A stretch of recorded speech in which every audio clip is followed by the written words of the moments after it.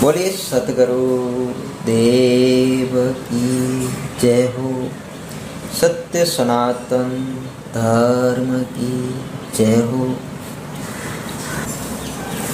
यह श्रीमद् भागवत गीता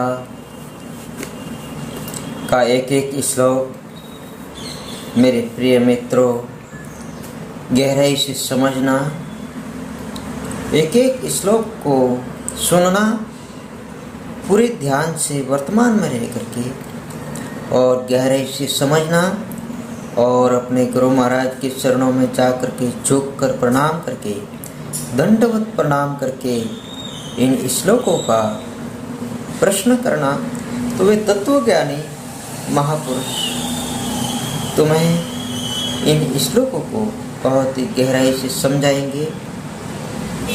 उसी से हम सबका कल्याण होता है। तत्वदर्शी के शरण में जाना बहुत ही जरूरी है। ऐसा नहीं कि ये पूरी भगवत गीता का पूरी पढ़ लो, पूरी सुन लो तो मोक्ष नहीं होगा। एक एक श्लोक को गहराई से समझना है और अपने जीवन में उतारना है और यह सब ज्ञान अपने जीवन में धारण करना है। धारण करने से इस हिसाब से श्रीमद् भगवत गीता के हिसाब से जीवन को जीने से हमारा मोक्ष होगा। सिर्फ भगवत गीता पढ़ लेने से कि सारी पूरी भगवत गीता में पढ़ ली, रोज भगवत गीता का पाठ करता हो, उससे मोक्ष नहीं होगा। जीवन में जहाँ तक धारण नहीं करोगे तब तक कल्याण नहीं होगा। धारण करना बहुत ही जरूरी है। एक एक श्लोक को पढ़ के, एक एक श्लोक को सुन के स्टॉप हो जाना और एक एक श्लोक को जीवन में उतारना, फिर आगे सुनना, फिर आगे पढ़ना। श्रीमद् भागवत गीता अध्याय 2 पेज नंबर है 30, श्लोक नंबर है 16। 16वें श्लोक में सत्य सनातन देव योगेश्वर श्री कृष्ण महाराज स्वयं अपनी मुख की वाणी से सत्य का ज्ञान दे रहे हैं अर्जुन को। सो सभी मेरे प्रिय मित्र होश में रह करके, वर्तमान में रह करके सुने। परमात्मा कहते हैं असत वस्तु की सत्ता नहीं है और सत्य का अभाव नहीं है। इस प्रकार इन दोनों का ही तत्वज्ञानी पुरुषों द्वारा देखा गया है।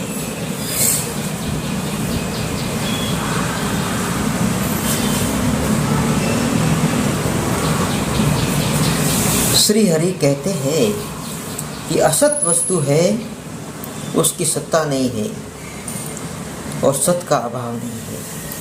तो सत्य एक ही है, परम तत्व परम पिता परमात्मा, जो निर्गुण निराकार अव्यक्त अविनाशी पुरुष जो परमात्मा है वही सत्य है। और उस एक सत्य को छोड़ करके दूसरी सब माया है। बोलो तो आत्मा है, आत्मा सोई परमात्मा। भगवान ने ऐसा कहा है भगवत गीता में कि जो आत्मा है वही परमात्मा है, जो परमात्मा है वही आत्मा है।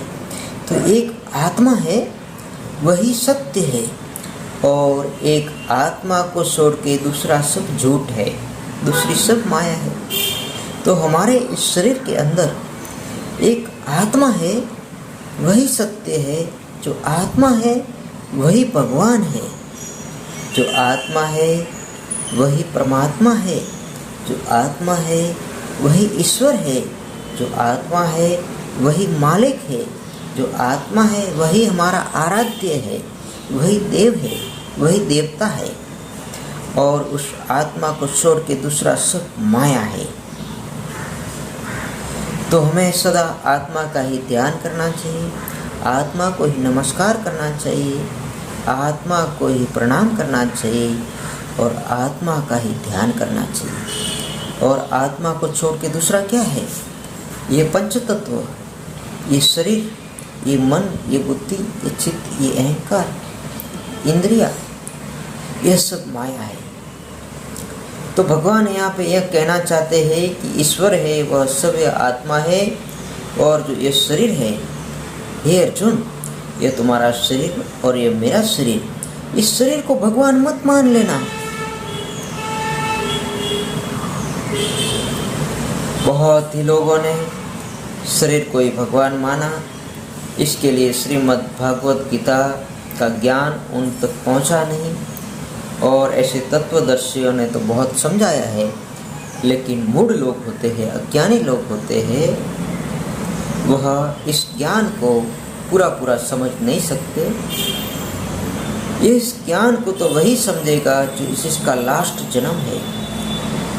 तप करते करते, योग करते करते, ध्यान का अभ्यास करते करते जिसका लास्ट जन्म होता है, उसको शुद्ध आत्म ज्ञान समझ में आता है। बाकी सब लोगों को नहीं आता, वह तो माया की ही पूजा में रहते हैं, माया को ही ईश्वर मानते हैं, माया को ही भगवान मानते हैं। लेकिन उनकी कोई गलती नहीं है, वह उनकी शुरुआत है भी भक्ति की, उन मित्रों की भक्ति की शुरुआत है, इसके लिए इतनी गहराई से वो समझ नहीं सकते। वह भी 10-15 जन्म भक्ति करके फिर आगे जाएंगे तो आत्मज्ञान उनको भी मिलेगा। जिनको आत्मज्ञान मिला है उनका कितने ही जन्म आगे यह भक्ति भजन करते करते करते करते इस जन्म में जो आत्मज्ञान मिला है, तो चिंता की कोई बात नहीं। इन सत्य को जानने के लिए ऐसे तत्वदर्शियों के शरण में जाओ, तो ये तत्वज्ञानी हमें सत्य का उपदेश देंगे और धीरे धीरे सत्य हमको समझ में आएगा, हम हमारे जीवन में उतारेंगे तो हमारा कल्याण होगा। परमात्मा कहते हैं असत वस्तु की सत्ता नहीं है। असत वस्तु है जैसे कि ये शरीर है, इसकी सत्ता नहीं है। अभी कृष्ण का शरीर है, बाल अवस्था है, बाल अवस्था बीत गई, जवानी आई, जवानी भी बीत गई, बुढ़ापा आता है और एक समय इस शरीर का नाश हो जाता है। जो कृष्ण का शरीर है वो तो नाशवान है और सत्य है आत्मा। कृष्ण के शरीर में जो आत्मा है वह सत्य है, उसका अभाव नहीं कोई कर सकता, उसको न कोई मार सकता है न कोई पैदा कर सकता है। आत्मा सत्य है और शरीर नाशवान है। इस प्रकार इन दोनों का ही तत्वज्ञानी पुरुषों द्वारा देखा गया है। भगवान कहते हैं कि जो तत्वज्ञानी पुरुष है वही इस रहस्य को जानते हैं। परमात्मा सवय अपने मुख से कहते हैं कि यह जो ज्ञान है शरीर का और आत्मा का, यह तत्वज्ञानी पुरुष ही जानते हैं। दूसरा इस संसार के जितने भी लोग हैं वह नहीं जान सकते। जो तत्वज्ञानी पुरुषों द्वारा ही यह देखा गया है और जाना गया है, समझा गया है, और तत्वज्ञानी ही इसका अर्थ भी समझा सकता है।